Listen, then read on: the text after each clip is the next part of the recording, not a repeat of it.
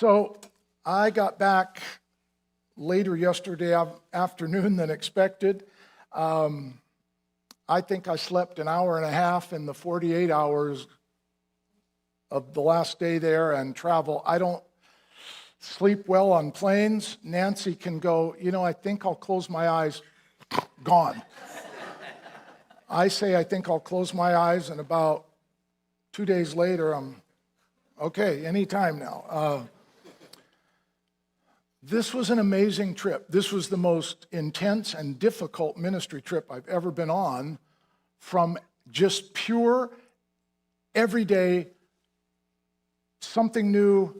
I know I didn't mention it, but can you today do this and this also? And then tomorrow, can you do this? And then also, every day was intense. I had one day in Georgia where I got to walk around the city of Tbilisi, ancient city, beautiful city, sad city, one of the old Russian republics, but I'll tell you a little more about that. I'm going to have to travel fast. Thank you, Kathy, for another last-minute wonder with our church knows, so if there's visitors here, I am clinically ADD, I don't have the H, ADHD, but so Kathy is building a resume of extreme ability to respond to new situations. Okay.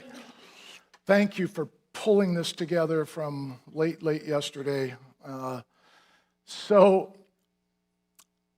man, my heart's full from this trip. I was in 3 nations. I had 8 separate flights during that 3 weeks. Some short. The last one was anything but 13 and a half hours, and I think like 8,000 kilometers, or no, 8,000 miles, I think. So I'm going to dive right in and try to give you not just the details, but the best I can of what God was doing as well as while I was being. So, it's already up there. When I left, Themis, most of you know him, had called and asked me to join them again. They used to have a conference every year in Greece, and then Greece went through a horrific financial meltdown. And Themis is one of the few men that I know that I believe with all my heart is a legit apostle. I think he's started probably close to 45 different churches in many different nations, operates in great miracle power many times, has some of the most amazing testimonies of anyone I know.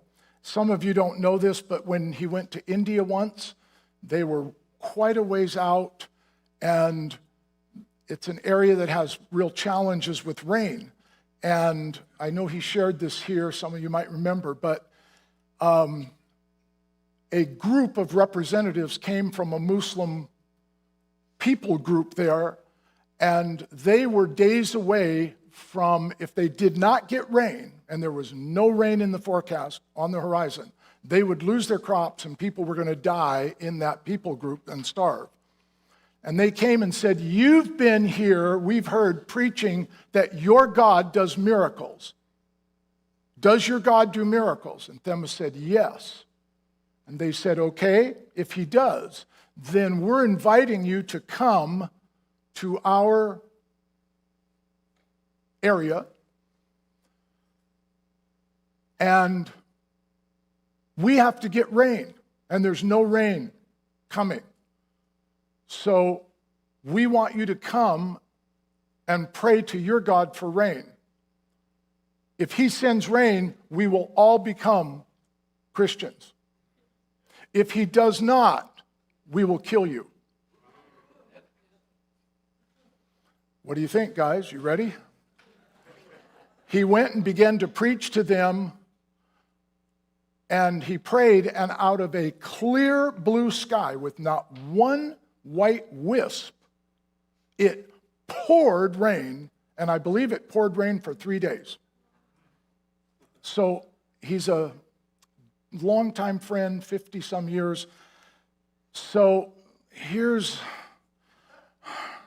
the poor innocent man heading off into parts unknown. You know, I learned when I first went to India, that first plane trip is awesome to get in touch with God. He's always made me feel like I go into a bubble with him. And it's a beautiful thing. This photo is obviously a bit humorous. I was so exhausted. I've had more sleep deficit on this trip than I've ever had in my life in a period of time. It was very strange, actually. I think I had 6 nights of 1 hour or no sleep during that 3 weeks. And so I hadn't hardly slept in the 24 hours before I left. I can't sleep on planes. I was walking dead, and I landed in Frankfurt, and the announcement, I knew that I was going to not get picked up if I stayed on that flight until midnight in in Greece. And I hear this voice, would anyone volunteer to miss this flight and fly tomorrow morning? And so I just sat and waited. I thought they said, we will, give you money and hotel and dinner and blah, blah, blah. And nobody. This flight was oversold. So I went up there and said, here, here. So they gave me some money, and this is the dinner they gave me at the hotel in Frankfurt. And so I just got to go there and sleep, and then get up the next morning and go to Greece feeling alive. And I have to say this, and I love everybody, but Germany's tough.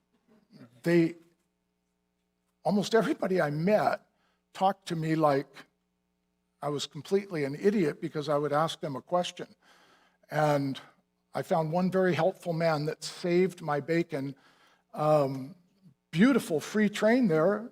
And he said, get on the one train, that'll take you to this hotel. Well, they said it's 15 minutes. It was over a half hour outside of Frankfurt. And the next morning, I had to get up at 4:30 to come back in. Well, I just, one track out, one track back. Of course, it goes back to the airport. No. There's like 8 different trains go off that track all over Frankfurt. And I had been talking with the guy about going to the airport, so I jumped on the first train. He goes, no, get off, get off. And I barely got off at the doors. That was going to parts unknown. I would have missed my flight. Nobody told me. I'd asked people. So we love you, Germany, but work on your friendly help for poor tourists. Okay. So Greece, this is, and no, you need to feel sorry for me because, but this is literally looking out my window. I was there 5 years ago. They've only been able to have another conference after 5 years because people come from Bulgaria, Estonia, Kazakhstan, Mongolia.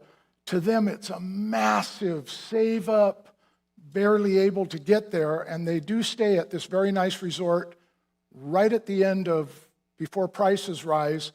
And just for what it's worth, this place was $150 a night. If you're looking for a place to go and just chill, I was surprised. It's a beautiful place. So suffering with Jesus, but this is Themis on the left, or my left, your left, and Pastor Zolli is the pastor that Themis asked me if I would go to Georgia. They have been starving for relationship. You'll understand more in a few minutes, and I know I've got to talk fast because we got a lot to try to convey. This was an amazing conference. I think there were about 1,000 people there, And they have all these little, they almost look like old-fashioned transistor radios, and they've got a whole bank of people sitting there interpreting for the different people that don't understand English. And that don't understand Greek. So I wanted you just to get a sense of a couple of minutes of inside of a meeting. Oops. No, how do I go back? How do I get back? Dawn, is it the bottom one? Top?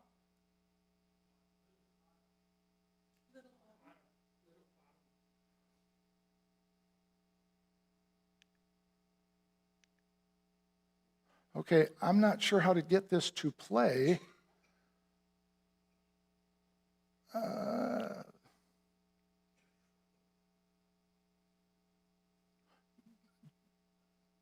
Shouldn't I just forward click once more? It takes me beyond there. I really want you to hear this. I'm not sure what to do. Yeah, they can do it from upstairs. And please turn it up loud if you can. I can't control the sound.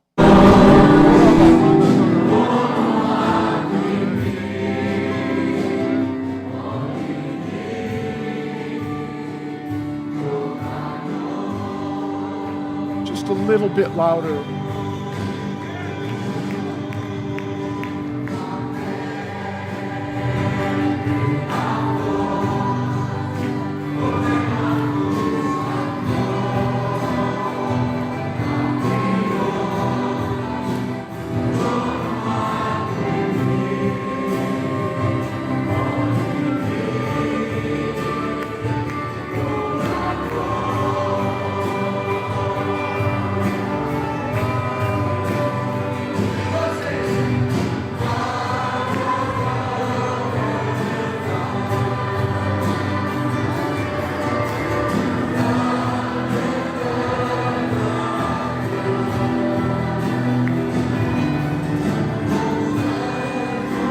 That's Anthony and his friend from Chicago, Greg, right there in the glasses.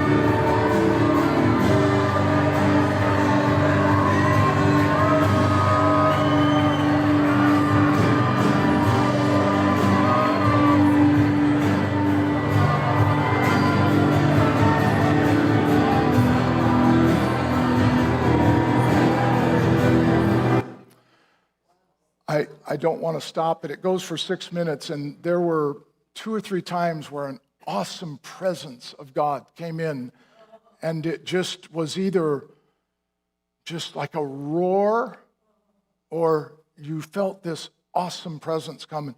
So beautiful seeing these people that haven't seen each other for 5 years, just kissing each other, men on the face, and because you know what they're going through.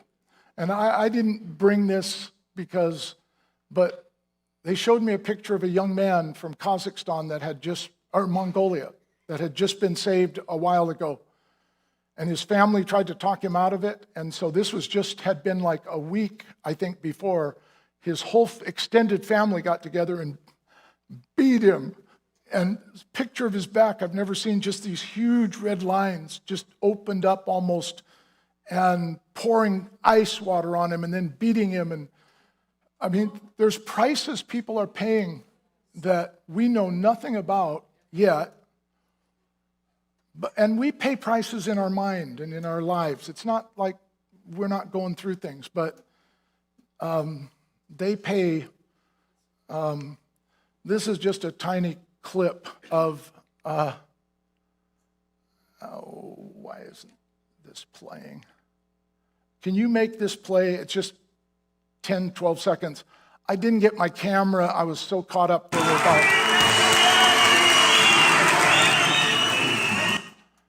Anyway, there was a whole bunch of people that got up and just started dancing. The joy of the Lord, it was just awesome. By the way, I know all of you think that dresses are illegal. It's actually legal places in the world for women to wear dresses. It's astonishing, but it's actually legal. It's very beautiful to see, actually. Kind of forgot that that was legal, but anyway, I'm sorry. Is this a video? Can you play that for 1 second?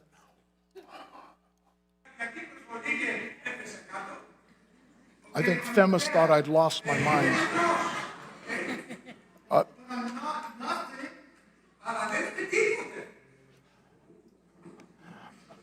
I was trying to demonstrate that dead faith and living faith, and that if I had a heart attack and died right there, it's still real. Dead faith is real. It's just doesn't work like living faith. And so they got kind of a kick out of me dying in front of them. But God actually gave me a message. I mean, strange to say because it was me, but it was very powerful. And I will say this, and I wish all of you could have been there. There were about 5 speakers. They hadn't talked to each other. I hadn't talked to them. All of them except mine, although it fully related and kind of drew a lot of everything together because I was the last one on Monday morning. All of the messages were, we cannot go on without extended, long periods of time in prayer with God. We don't have the wisdom, we don't have the ability as pastors, leaders, or people to live our life without not just going there. These messages were very powerful. Not just praying and interceding and asking for needs, but to wait while he begins to reveal, because we can't go forward without this. And it had a deep impact on me. It did not come across at all heavy. It came across insistent, but hopeful that God was really, truly speaking. So the man from Kazakhstan gave me a chocolate bar. Oh, man. I could hardly take it. No, I mean, I know what they live with, the sacrifice. And I didn't really realize that Crete, the island of Crete, across from Athens, got snow. I was kind of blown away. I never even thought about it. When I was there before, it was late October. The snow was all gone. So again, this is the property there. No, I didn't get to swim. It was cold. Beautiful place, though. And then went to Georgia, and I knew nothing about Georgia. Georgia is one of the old Russian republics, and Zali had reached out and asked Themis if he could ask me to come. And as we were talking, I said, when I come, just use me up. I'll teach, I'll do whatever you want. And he'd say, well, I'm more hungry for relationship. And I'd feel like, well, sure, we're going to hang together. It's going to be great.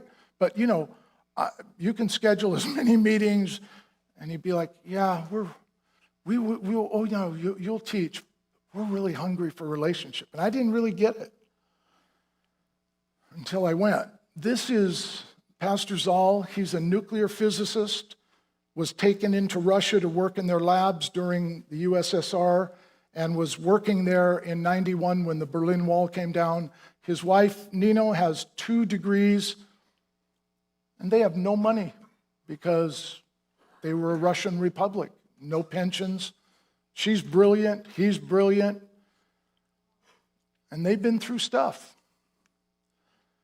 This was the picture. They clipped it off our website, and that was Nancy bailed on me, and she wasn't there, but good advertising anyway. So this was just advertising that I'd be speaking there. This is looking out. They built a beautiful church that's made to look like a very large house. They live in it. They sold their apartment and gave all the money so they could build this building. And they didn't want it to look like a church because they're under so much pressure from the Georgian Orthodox Church. There's Orthodox churches, Russian Orthodox, Georgian Orthodox, the Roman Catholic, the Greek Orthodox. And I'm just telling you, you have no idea, not only of the power that they wield, but in Georgia, they are literally tied in with the mafia. And I'm talking corrupt, dangerous, exactly like the Pharisees were at the time of Christ. I'm going to play something for you that I think will blow your mind. It's 3 stories. I was staying up above in a very nice, the work they did on this building is amazing. It's like a miracle how money came and they actually own it. And Zal had never designed anything. He said, I just lived on YouTube all day, all night, trying to learn how to design a building, and it turned out beautifully. But this was looking out my window on the Georgia countryside. Whoops. That's a little closer up, a little store there. Georgia's actually a place that many struggling expats are moving to because it's very inexpensive to live, very safe. Interesting. This was the home group that they invited me to the first night. And when I look at the faces and know what they've come through living under Russian rule, 800,000 Georgians were killed when the Trotsky, Lenin, and then Stalin were trying to establish Georgia as a communist nation. They wanted to be independent. Slaughter, just horrific. They are the most hospitable people I think I've ever. You cannot say no. The first lunch, beautiful, organic food. I kid you not, it was Zal and I, and there was food for 20 people. And I said, what are you doing? This is what we do. You must have, and there were like 5 courses. This is what we do. They're lovely people. It's not a big church.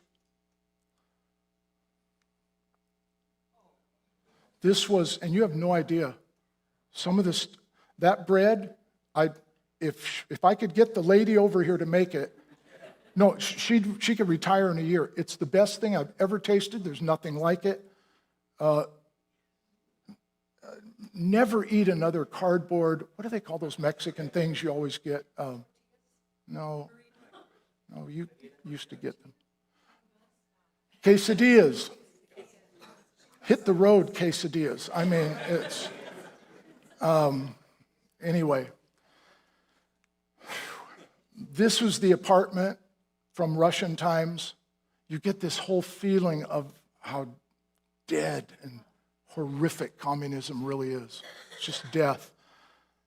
That was in the parking lot as I was walking up to the apartment. That's a former rat, about this big. Life is not easy for many believers around the world. I just had to take that picture, sorry. I wanted you to know I was not laying by the pool on this trip, trust me. That's a picture of Zal looking down, and that building, can I do this? I did it for a moment. Well, at any rate, that yellowish building, see the one with the metal reddish roof right past that to the left? That's their church, that kind of large yellow right there. That's their church.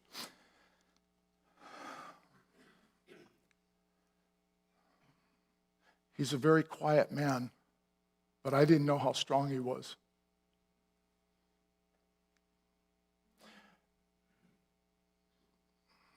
I didn't know how tired he was. This is a picture of their prince.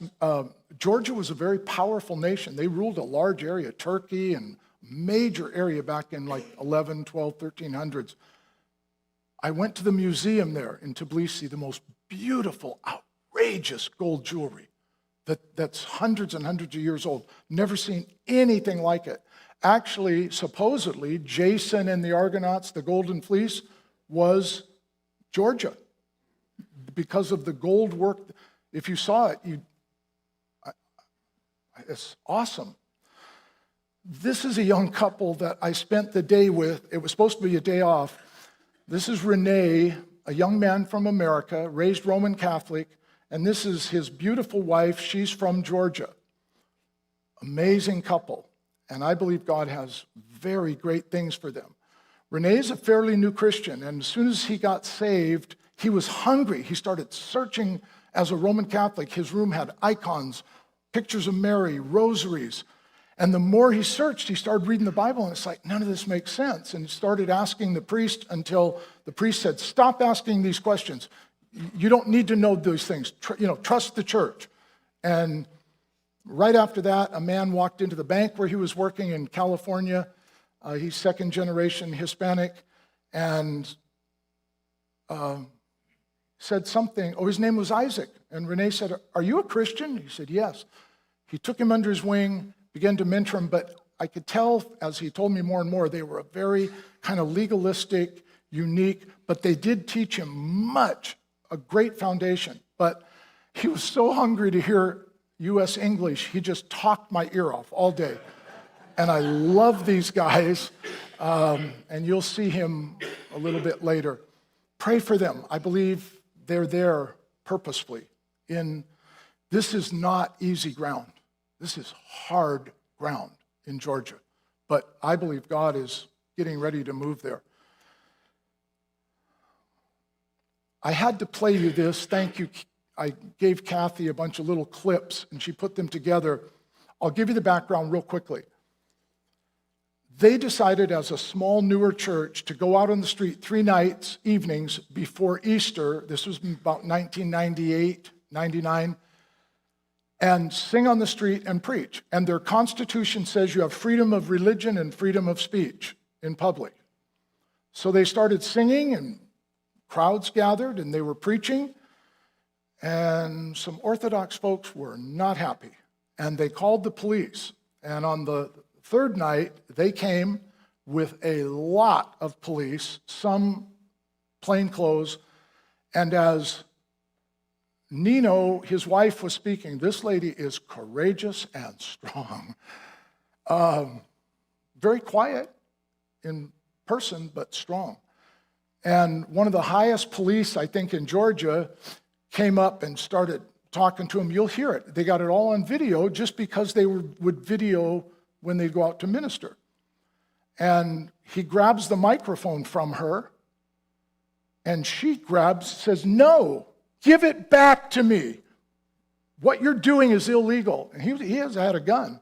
He said, shut up, you stupid woman. I can kill all of you right now if I want to. Totally against the law. And an old lady was hit and knocked down. Zolly was hit with a shovel, injured his eye. And so that's the background. They brought an action against the police, and they went through 7 trials all the way up to the Supreme Court, and because of them, and none of the churches stood with them. This was so grotesque, and I'm going to say this publicly. He was an Assembly of God pastor, and the Assembly of God took their story all around the United States, getting churches to give money to help them. They didn't get one dime. They sent it to all the other major pastors there that would not stand with them because they were trying to get along with the government and were actually fighting against them, and they never got one dime, and no churches stood with them. But alone, they got the laws changed in Georgia at the Supreme Court to allow freedom of religion out in public for the first time, even though it was on the books, but never challenged, because nobody challenges the Orthodox Church. It's part and parcel with the police, the government, the mafia. It's a horrific place to get. Remember, Jesus said the Pharisees were guilty of murder, stealing from widows. It's that same religious spirit, and you'll get to see it. It's so far out, it looks like some church did a production that was kind of over the top, like not really realistic. When you see this priest, they defrocked him so they could distance themselves and say, well, he's not an Orthodox priest. He's been defrocked, so that he could do his thing without saying there was an attachment to the Orthodox Church. Oh, wait a minute. You know what? Why don't you guys play it? Because it's not working. I don't know what.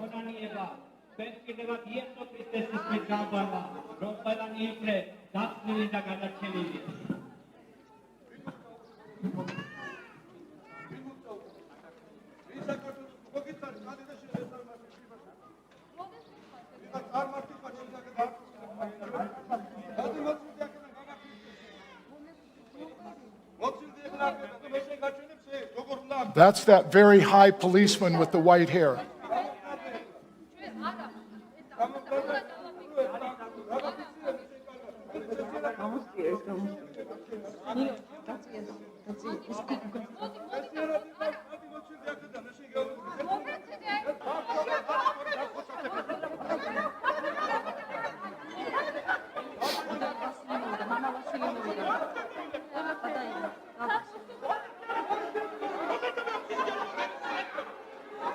This is that priest with the red hat on.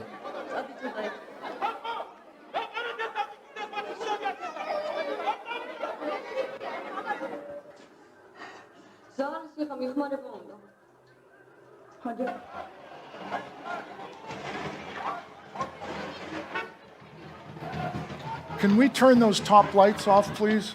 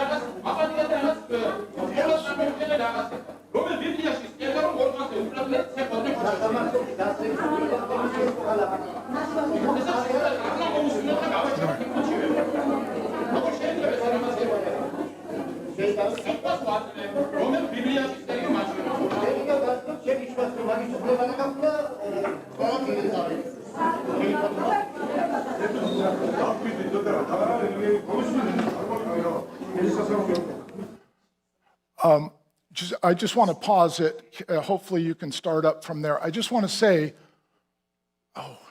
maybe you can move it forward to where we were. Notice the similarity of the arguments. I just want to say this. The trial of Christ, you'll start hearing this intense pressure to the judge right in his courtroom. If you don't arrest them, if you don't put them out of the country, you are not a friend of Georgia. He's threatening them, exactly like the trial of Christ. You're not a friend of Caesar. Yeah, I don't know if it can. Yeah.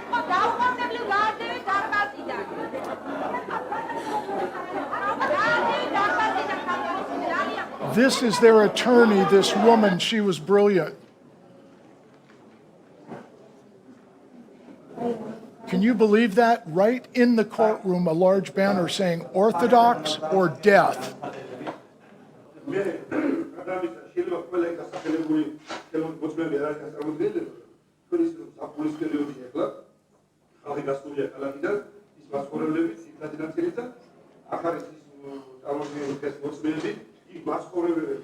And just like the Pharisees, they gathered totally false witnesses. Many were not even there, and said they had a whole list.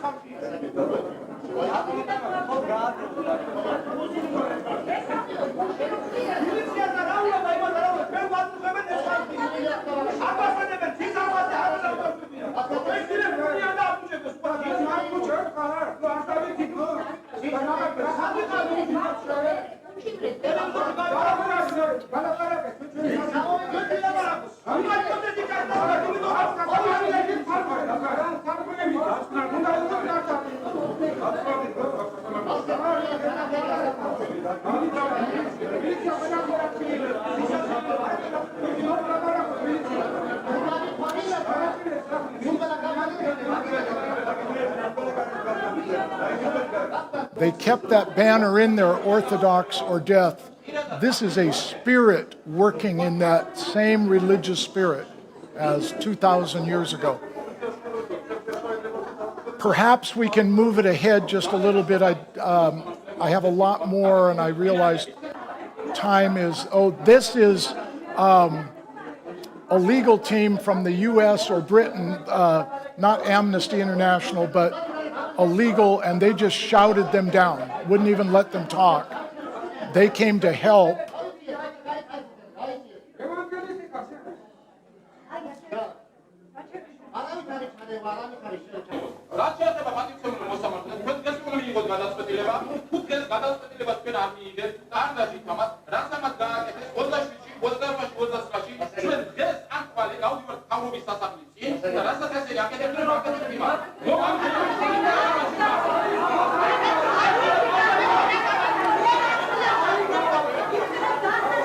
Crucify him.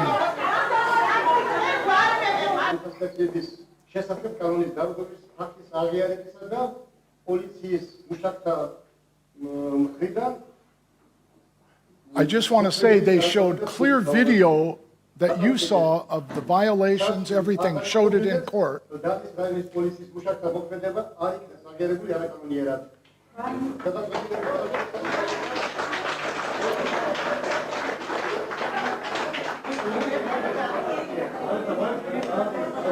So the judge ruled against Pastor Zal and Nino, and they had to go through 6 more trials up to the Supreme Court.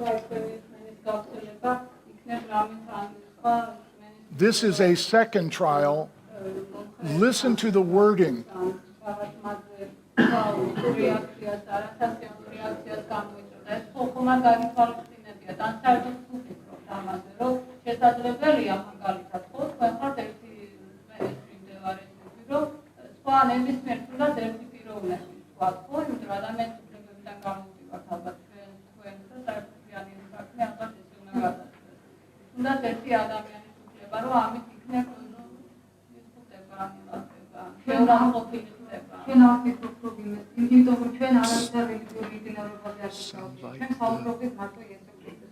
It's okay.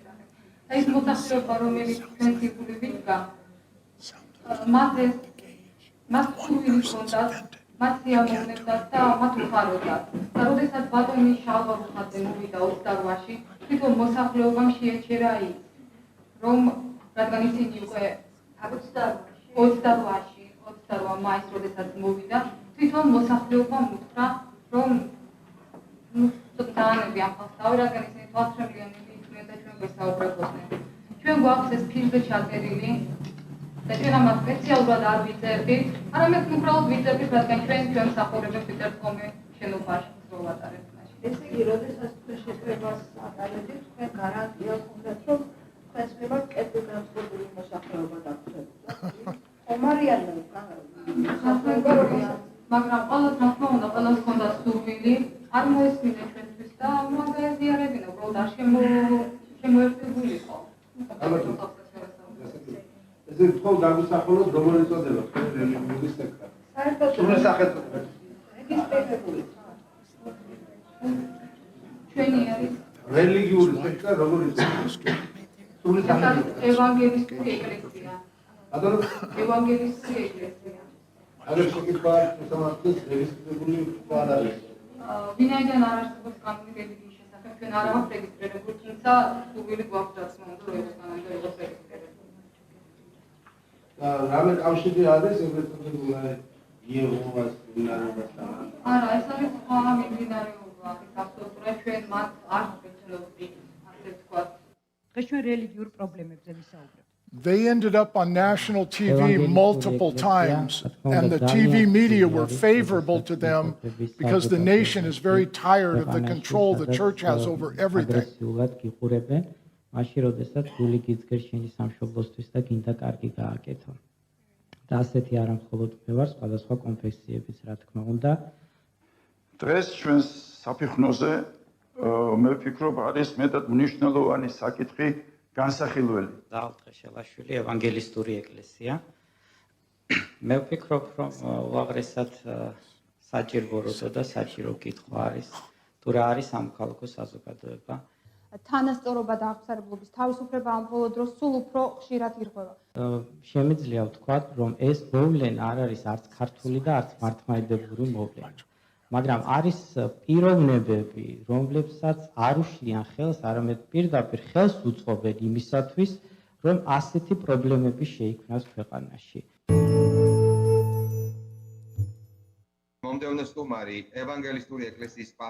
This is sort of a 60 minutes for Georgia. თუმცა აქვე მინდა აღნიშნო, რომ ბოლომდე მე ჩემთვის გაუგებარი არის სახელმწიფოს პოზიცია ამ კუთხით, იმიტომ რომ ჩვენ ხედავთ, რომ მართლმადიდებლური ინსტიტუციაში ეს შეკრებები გრძელდება ასეთი სახით და სახელმწიფოს არ აქვს გარკვეული პოზიცია, ჩვენ ვერ გავიგებთ. What I didn't mention, once they escaped the 7 trials with the police and built their building, the Orthodox Church immediately came and tried to seize their property, and they had to go through 5 more trials to protect their building. They came, said, it's ours, they're not a real religion, they're not Georgians, it's our property. So that's why it's saying during the pandemic, because this was in 1998 that they went through the first 7, and then much later after they built this building.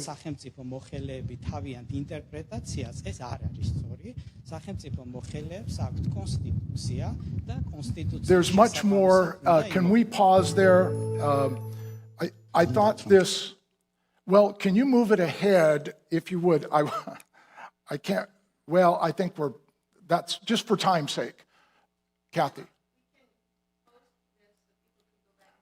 We'll post it and you can watch a much longer version. Jamie, is this a large city or a small city? Tbilisi is very large. Probably, I would guess, 1 million people or some 900,000. It's the capital. Beautiful city, old, ancient. So, let's see, can we move forward now? I think you have control. And I have a spirit of control. No, I'm kidding. So one more, just real quick, I'm not going to play much of this. Zali said, hey, we'd like you to record with this Renee. He can ask you questions. And he gave me this whole list of questions. And one of them, dealing with God and Christ. And I said, that might be kind of controversial. No, I want you. So I talked for 45 minutes. And they have about 5,000 people in Georgia, evangelical, Pentecostal, because they've become very famous now, and pastors have come to recognize they hold him very high because he stood all by himself and changed the laws in their country. God did, but so I thought I'd play you. They've had up to 8,000 people watch their podcast, which is a lot for Georgia. So this is just a tiny taste. It went for about 2 hours. Can you just play? We'll play like 1 minute of it just so you. Be more of a personal question because I was wondering myself. Can you turn it way up? Is it better to have no expectations than to have positive expectations? Because if you have positive expectations, there's room for letdown. But if you have no expectations, then you don't have to worry if trials, good, bad, nothing. Because you don't expect anything. But I was wondering if that goes against God's word to not expect things from him. Do you want me to lie to you or tell you the truth? Tell me the truth. I believe with all my heart that to have no expectations Yes. is the opposite of the ways of God. Right. And just think of this one verse in Hebrews 11. It says, without faith, believing God for the things we just talked about, joy and peace and enough to get by. And without faith, it doesn't say it's hard to please God. It says it's impossible to please God. And here's what I love to tell our church. But with faith, think about it, it's possible to please God. With faith, it's possible to please him. And so, if all through the Bible we see that people that ask God for large things, God, defeat this army, God, come. That's very unusual. I noticed I was using my hands. I never do that usually when I speak, but that was... it really was very powerful. I felt God's Spirit. And they didn't ask me softball questions. These are going out, and they don't get a lot of teaching in Georgia. And people are listening because they know the Spirit of God is on this couple, and he protected them and through all that. This is one of my 2 grandchildren in Kenya. Now we have left Tbilisi in Georgia. I was there for about 6 days and flew to Nairobi at midnight and had to get up at 6 the next morning and flew to Busia where I've been before. Yes, Nancy knows about this child here that is named after me. His name is Jamie. When I was there last time, his parents live right next to the church, and to be named after someone is a big deal in Kenya. There's a very specific thing with family names and named after your father. So this is a bad man. He's a very cool dude, and his name is Jamie. And I wanted to pick him up so bad, I made him cry from 10 feet away because I'm this great big white Mazunga, as they're called. He's never seen one hardly, and I'm just dying to pick him up, and he's like, I felt like a monster, but is he not the most beautiful kid? Man, looks just like me. I mean, in so many ways. Okay, so back to Busia. Second day, got to go preach at a different prison than the one I went to last time. This was one of the most unique ministry experiences I've ever had. Why I say this trip was so intense, I just never had time to prepare hardly. Before I left, there were a lot of things I didn't know would be happening. I knew I was going to go to a prison, didn't know anything about it, but sitting on the platform, driving there, I didn't know what I was going to say. And then I knew instantly, talk about fathers. And I felt the most powerful love of God, and they were just riveted, talking about fathers, what they probably went through growing up. And we didn't have perfect fathers, and you could see them and I felt the power of the love of God being their father, and I could see them getting it. They're just riveted.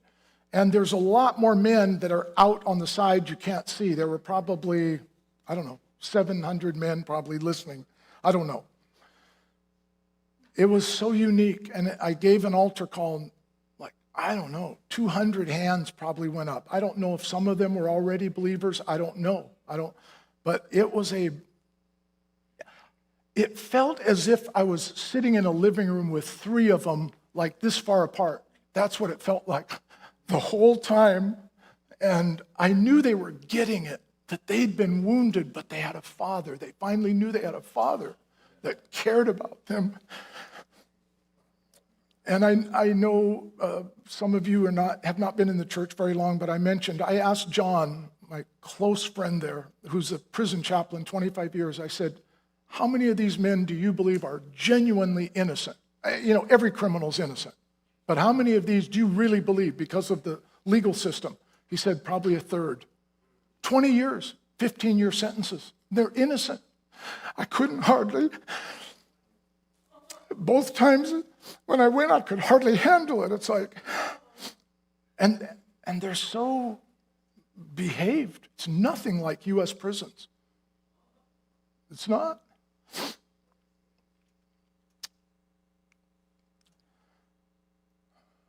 So these are several pictures. They don't have anything. We brought them. No, we didn't. You brought them. Huge amount of toilet paper, soap, feminine products for the women. So grateful. Most of them, they've always been sleeping on the floor. And John said many of them have bed bugs so bad, their skin is ripped open, head to toe, some of them. And they don't supply them oil, meat, hardly anything. It's not like here. It's a tough world.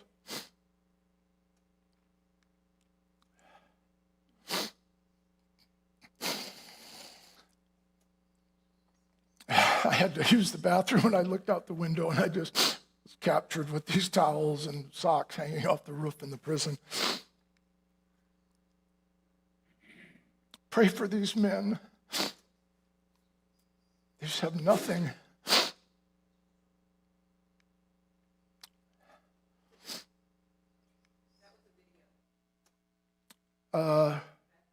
It's a video from the prison.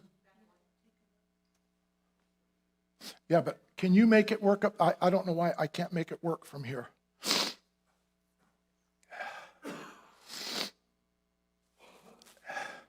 We have 6,000 Kleenex boxes in here. Could I have a Kleenex?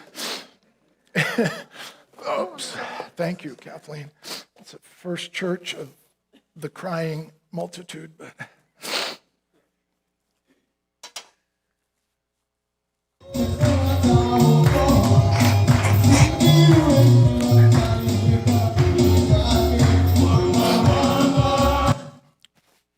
It's so different. They sing Christian songs. They're all worshiping. They teach them Christian songs. It's like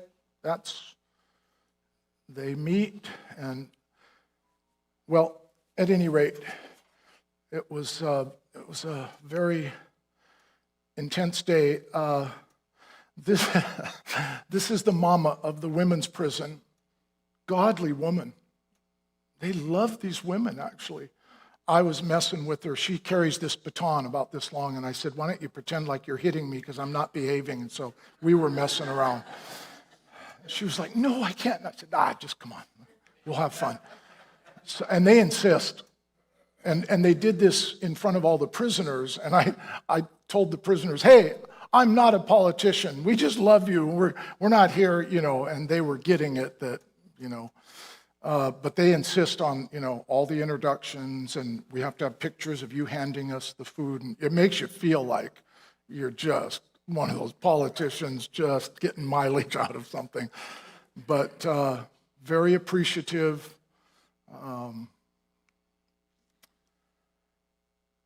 Got to sign in guest book paperwork. And then the women, oh my goodness. There are about 10 kids that they can have them till I think they're 3 or 4, and then they have to leave. They call them zebras because of the uniforms. They sang the most beautiful song. I've got it recorded, but it's not here. So and I know we got a lot of ground. We'll do this quick. Sang so beautifully. And that's John.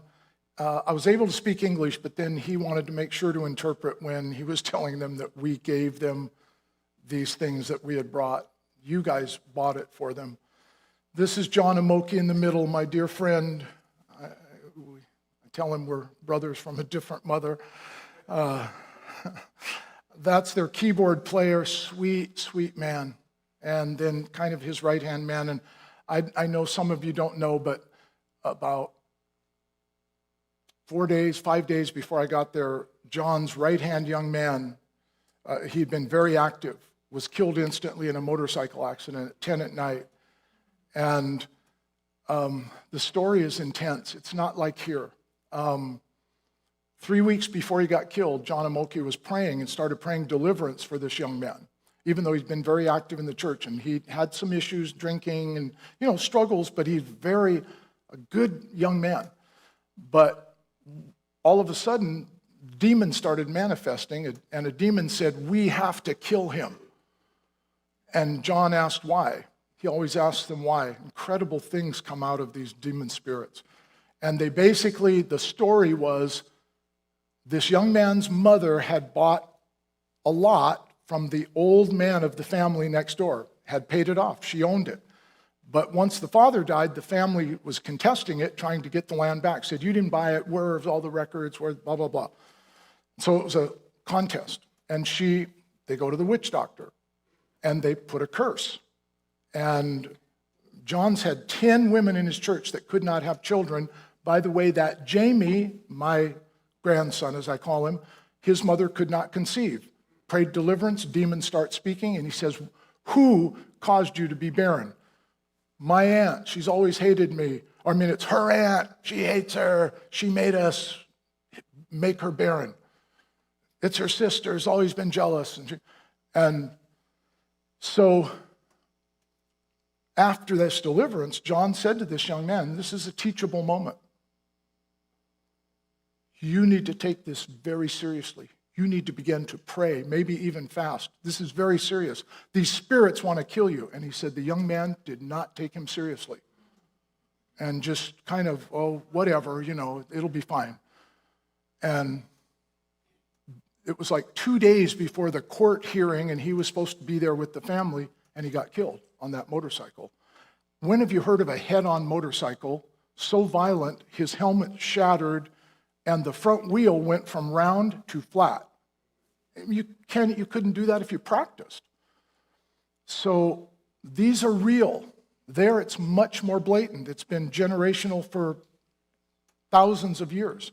But these spirits are alive and well in our nation. And none of us are above having spirits that want to harass and create problems. And so we want to take these things seriously. It's not a joke. This is when I was leaving Busia. I love this young man, Wema, great guy. You can't see this because it got magnified, but I took a picture of their offering. All I could think of was a widow's mites. They got these little coins that are like 10 cents, 8 cents, 20 cents. Half of it was coins. These are, see where it says, is that 50, I think? 50. That's like 40 cents or 38 cents. And here's this little offering, and we are so wealthy in this nation. And it's hard. It's hard to be there because you want to, and this, I'm just going to tell you guys as a church, I haven't talked to the elders, but look closely at this bike, the quality as much as you can see it. Does that look like something you'd want to own? Here's who owns it. He's my age. He's close to, I think he's 69 or 70. He lives 20 kilometers from the church. He never misses, and that's his transportation. Monsoons, sun, rain, 20 kilometers each way, which is, like 15 miles each way. He came up to me 4 times, and I didn't know if he was mentally. I asked John, he said, no, he's a good man. I said, Jimmy, you know, motorbike. And then he'd always go, motorbike, can you get me a motorbike? And I'd say, I don't know, I'll try. I'll see, I'll talk with John. Next day, motorbike. Which is like $250. That's about 10 trips to Starbucks for a couple, right? Change his world. I can hardly go. I feel like everywhere I go, I want to, well, I told them at the Nairobi, I said, I'm actually Kenyan. It's just I'm in disguise. It's a really good disguise. And I want to bring all the people from Kenya here. I told a bunch of them this, and leave all of your roads there. But I want all of you to come home with me. Kenyans are the nicest people on earth. Super friendly. They have so little. They're joyful. Their nation is so full of Christians. And the young people face such challenges. Are you ready to have your mind blown? 80% of Kenya's population is under age 35. Half are under age 20. 2.5% are over age 60.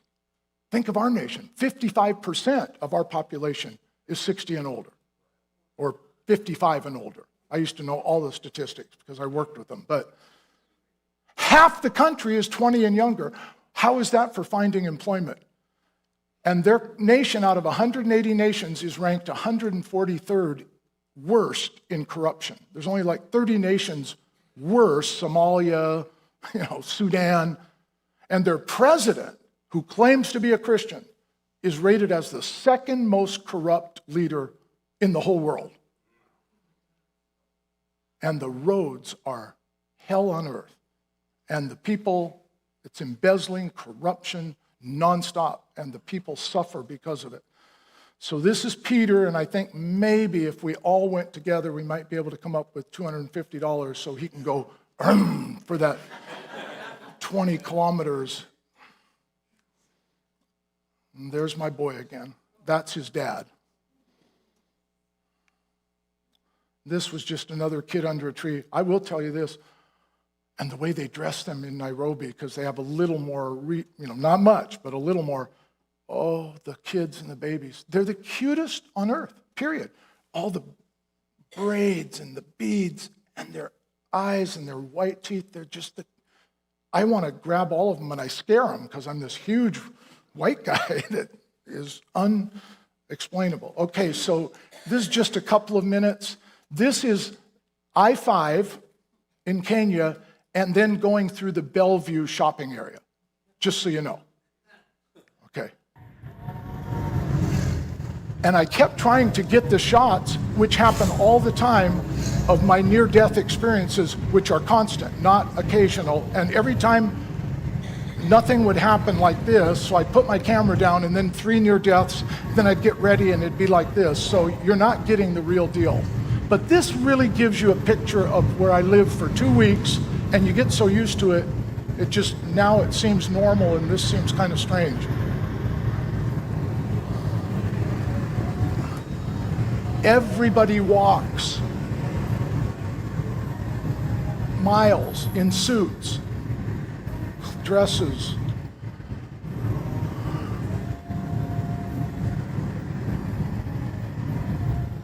And I'm bummed out because when we're driving, there's constantly loud Kenyan worship playing in the car and constant Swahili off and on with John and whoever's in the car, but you can't hear it. Well, barely.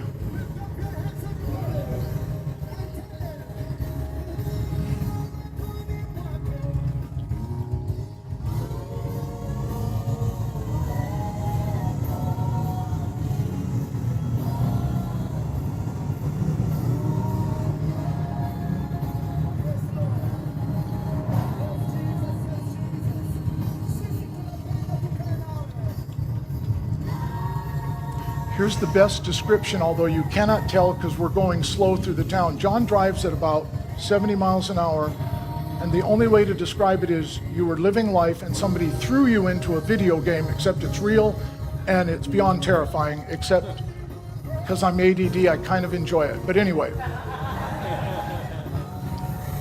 that's just a florist delivery.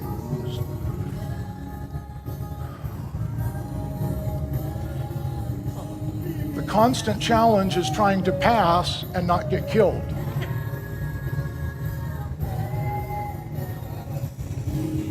But this is in Bellevue right now, so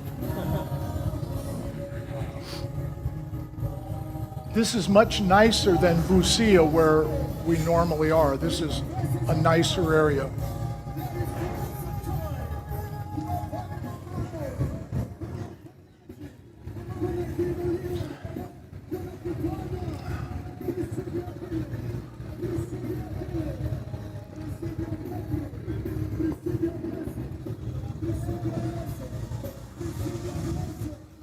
There's a baby diaper factory.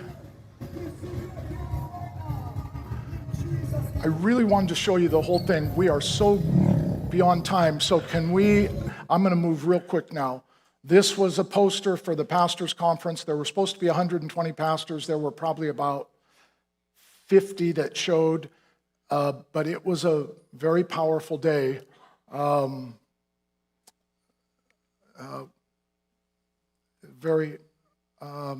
You know what? This is a video of me teaching. We'll skip that. You've actually heard me before, so now I'm lost. Can you guys get us back on track? So this was a picture. Christopher Kuntz used to come to our church. He's in Arizona. Remember, we've talked about giving some money to Kenya, these young guys, and the one who I have my right arm around with the gray t-shirt, he almost got killed in an accident that 2 of their church leaders got killed in that accident. His head was cracked. He has the scars. There's a little more to the story with these young guys. They were a trip. But anyway, that's who Christopher's been working with there from another city, and we paid to have them come and bought them a dinner and paid for their car to get to that conference. All I can say is when you're there, you're not in Kansas anymore. This is a barbershop advertisement. Look at these faces. They're just so beautiful. But look at that. You try to make hair look like that. Good luck. Anyway, that's one of their ads. I thought you guys would get a kick out of that. Silas, he's in Nairobi. He helped me so much. I didn't know anybody, but I wanted to have a pastor's. That's where hundreds, thousands of pastors, churches in Nairobi. 9 million, I think, in the city. You can't even describe Nairobi. And the traffic there, it's not as fast. It's insanity. It's like a giant machine that can't possibly work in these roundabouts, but they don't have hardly any road rage. When I drive 5 miles there literally are 100 incidents that would be fistfights or maybe a shooting, and I can't explain it to you. You know, when we'll say you had a really close call and you came this close to a car. No, these are this close. The mirrors coming right in, pushing right in, big trucks coming at you. After a while, I just say, Jesus, I come.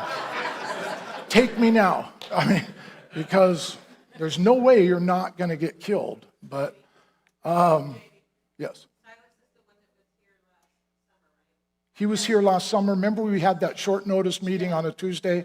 And he was so impressed that we had like 30 people here. He couldn't believe it in 18 hours notice. This is supposed to be a video, right? Yes, can you just play that for a moment? I just want you to see Silas and turn it way up. This is him preaching. He's a very educated, lovely man. Love him. Hi, Silas, because I think you're listening. And as far as the tribulation is concerned, we say that the tribulation is the 7-year period prophesied in the Bible that will take place around the rapture. And it will be characterized by a widespread, time of evil, of diseases, of natural disasters. I love you, Silas, but we're late. So can you play this one too?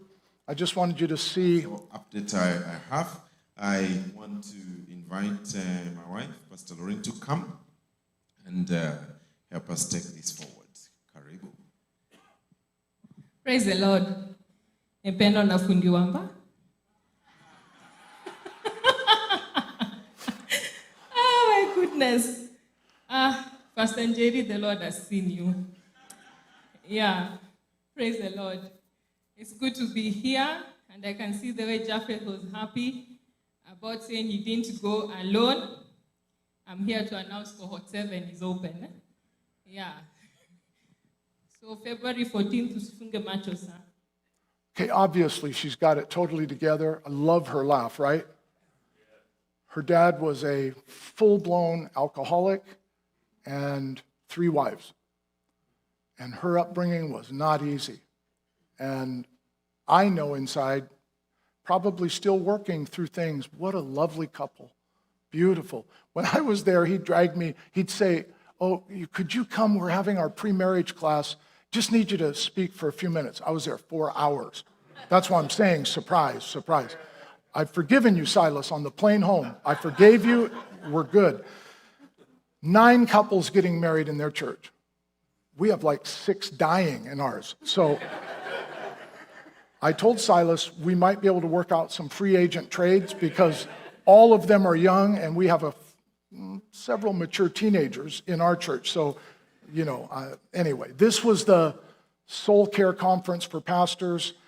Silas called 150 pastors personally and invited them. 82 of them said they would come, but just like America, there were about 45 or so. He tried so hard. It was amazing. This was a registration. Nairobi's very different. They have a very educated church compared to almost any churches. They're in the university district there. Quality people. I so enjoyed preaching to their church. So many great young. Their pre-marriage class would be the envy of most churches in America. Fantastic what they're teaching them. They do courting. They don't kiss. They don't hold hands till they get married. And they are taking them through all these modules. It was amazing. I'm really serious. Just a great church. And lots of problems. Lots of young couples. Not a lot of income. Pray for them. There's Mr. Gray head taking a video. This guy's kind of the assistant pastor, Richard, beautiful man. So many dear Christians there. It's so bizarre. You go to these big markets out of shops. Christian music it'd be like, Ace Hardware with Christian music playing. You go to Home Depot, Christian music playing. I mean, it's not Home Depot, it's Kenya Depot, but all over. It's just Christian, Christian, Christian. And sorcery. Both, constant. The Lord came down powerfully before one of the 2 sessions. Silas, I know I terrified him. I was pretty bold. We talked about untalkables there in Kenya. Like tribal. In the same church, you have multiple tribes, and there's many hurts, wounds from the past. We talked about many things.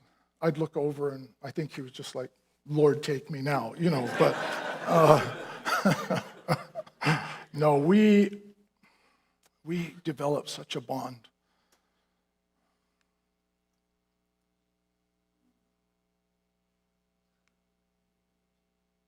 I love this guy.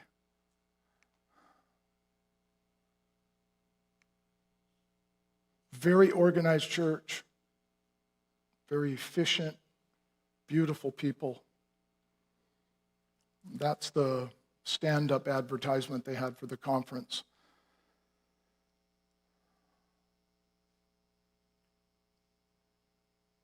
You don't think I'm brave? We talked about women's role in church in Kenya. Somewhat a matriarchal society. I'm still alive. We're doing good. So we talked about it all. They are demanding I come back. They want to do it every year, and I told them I need to bring some others with me. Just saying. They took notes. They listened. It was beautiful.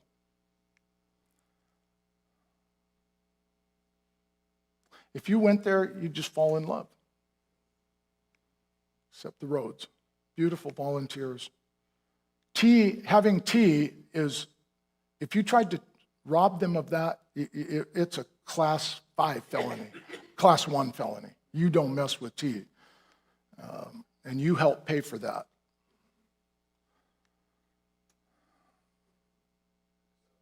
I gave all the volunteers some money. They were so stoked. To them, getting $3 each. They had 20 of them. Or I don't know, $4. They were happy campers. Can you imagine that? $4 can make someone happy. Wow. That's a half a Starbucks.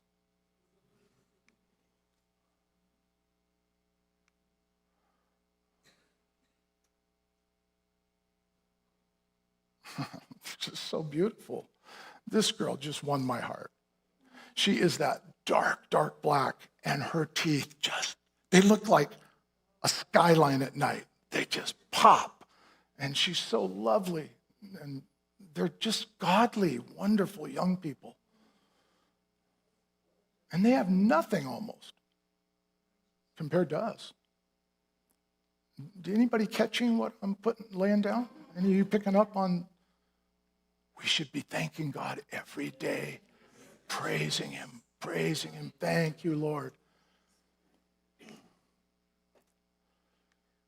I just wanted to give you a feel for this conference. That a number of them had left. They wanted to, it's like, oh, we didn't get a group picture. But there they go. Last day there, I got to go talk to a newer church. I was going to go. I was so exhausted. And, I'm going to do a Bible study. Lord, I don't know what to say to them. I don't know much about this church. And I got there, and I just started talking about heaven for about 5-7 minutes. And I just felt, I said, let's stop. I just want to pray for a minute. And for the next half hour, it was like a prophecy prayer. I couldn't stop. I felt God's heart just pouring out to this leadership group that was there. It was middle of the day, so there was only like, whatever it is, 20 people or something. I've never had that experience. I think I prayed 45 minutes, and it wouldn't stop. It was like praying what they needed in their church and how God looked at them and how He saw them. And it was a very unique, and then it just went silent for a long time.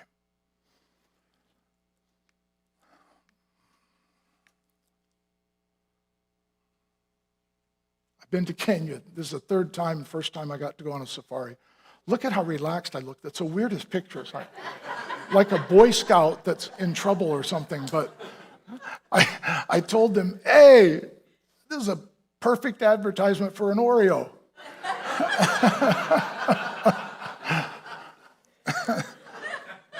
We have a lot of fun.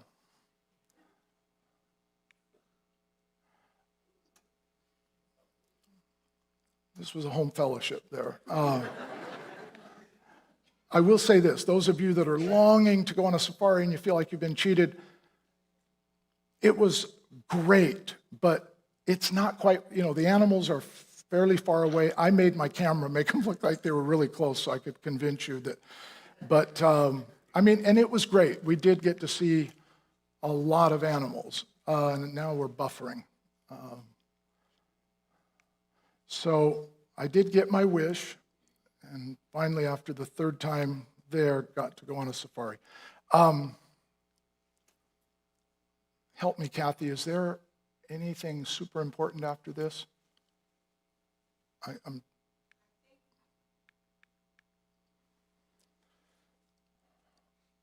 It's just buffering. I wanted you mostly to be able to at least see them, but I will tell you, I really experienced something on this trip where I had to every day adapt. Oh, you're talking to young people this morning and tomorrow morning. Oh, I didn't know that.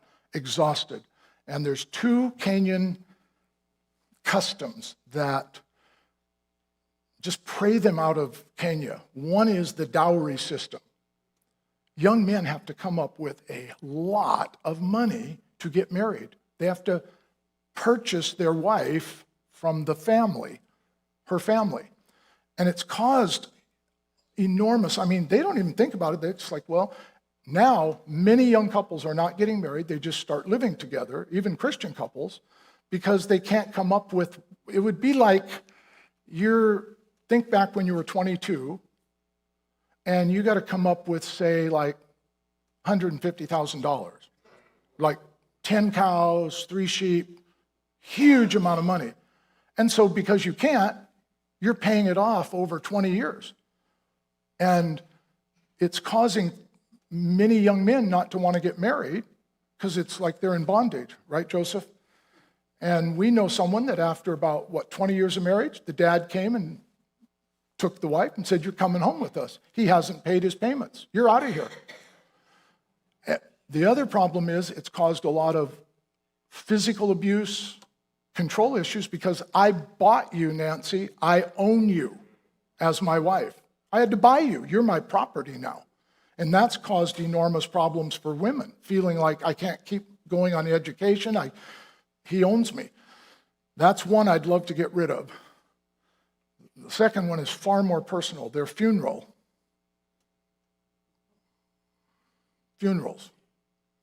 They go a week or 2,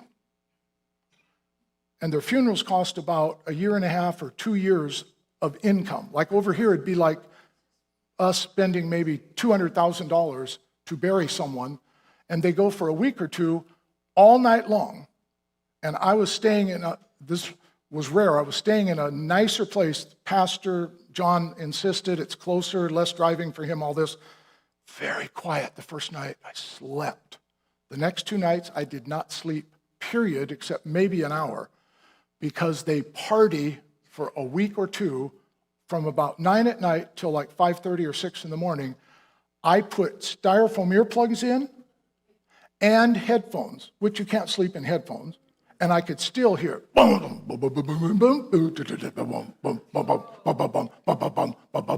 this bass line. It was probably 1/8 of a mile away.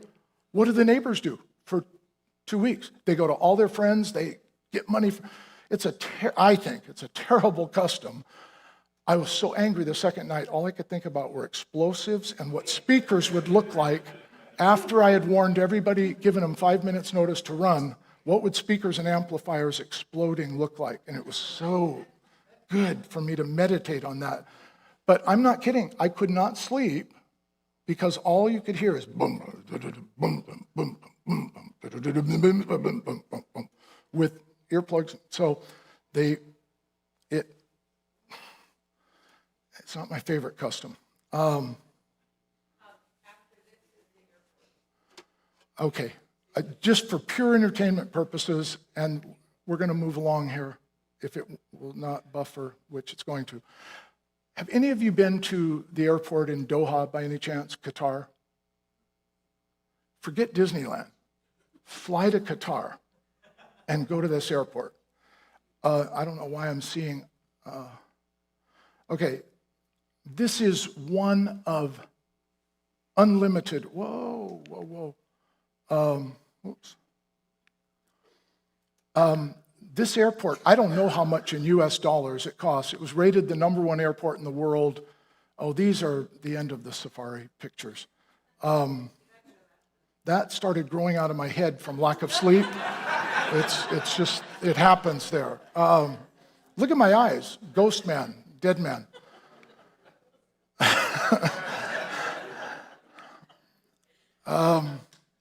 I know this isn't a typical message. If you're a visitor, I will be back in my right mind soon. This was an incredible place. This man, who's another pastor there over a lot of churches, friend of Anthony's. These are 4-inch tiles, and this thing's like 60 feet long. Beautiful, beautiful resort. 8 restaurants. They have a Brazilian, all you can eat, like, whatchamacallit, that Brazilian. What's that? No. What's the Brazilian restaurants where they keep bringing meat to you? Like up at Fuego de Chao de whatever. They had one in this hotel that was about a third of a football field. That's just one of 8 restaurants. Beautiful, old, colonial. Anyway, I just thought you might appreciate this mural. It was off the charts. So here's Qatar Airport. By the way, if you get a choice, fly Qatar Airways. Most awesome airline. I'm not kidding. I was like, oh, Qatar, oh boy, Middle East, oh boy. Awesome. So this gold looks like jewelry is probably 40 feet high or something. This airport goes forever, and everything's brand new. Every chair in every waiting area is high-class leather. Nothing else. High-class leather. And this light thing is probably 30 feet high. It's just one of many baubles in the airport. I just thought you'd enjoy knowing if you get a choice, fly Qatar. I'm their new walking representative. I would guess this had to cost $5 billion. Everything in the airport looks like someone said, okay, find the most expensive thing you can and then pay more for it to try to improve it. These are the things you see. These are pure leather. There's no faux, nasty, fake leather. This is all the real deal. This is a little forest inside the airport. When I came back to SeaTac, in the ghetto, I mean, that's what it felt like. And SeaTac used to look okay, you know. But no, I wish you all could have been there with me. Look at this. This is inside. That's a bridge, and you can't see people on there. They look small on that bridge. I just thought you'd appreciate the signage. This is a handicapped bathroom. Automatic door opens. I mean, everything is, it's like Disneyland, except way cooler. This is a coffee shop way at the end by a waiting area, a gate. There's not a lot of foot traffic. Does that look better than Starbucks selection? They have words going from books, like classic literature, that are like 10 feet tall, that are just constantly going 24/7, like you're reading a book. Real cool poetry, you know, famous authors, just runs, constant, about 200 feet long, just going letters. This is at the end of a gate. This is it's called last chance to buy something. It's got everything. And this is at the end, like not on the main walkways. I wanted to show you. I guess it didn't get in here. I'll just tell you this. They had 1,000 feet of, like this high, up about 30 feet. 1,000 feet of constant, fantastical undersea life, moving butterflies, constant, that goes forever. And part of it was just in a gate area again, that hardly anyone would see. It's like magic. It's like the coolest thing you've ever seen, and it's just at the end of a gate. So how was I able to do all this? Because you guys gave money. And there was a lot that happened on this trip. These pastors were so grateful and hungry for teaching. And they were like, you got to come back. And, you know, every year we got to do this. And, you know, I said, what if I bring others? Oh, yeah. So I didn't get to tell you a lot about all the spiritual things that happened, but there was a lot. And Father, we thank you that all over the world you are moving by your Spirit. And your people are going through difficulties. And so, Lord, I pray you'll grip us, not to say, it was interesting, but to say, Father, strengthen them, help them, anoint them, rescue them from evil enemies. Lord, I thank you that we get to just experience a little bit, just in a few places. But Lord, you're moving in South America, Asia, Russia. And Lord, we pray that you will unite your church.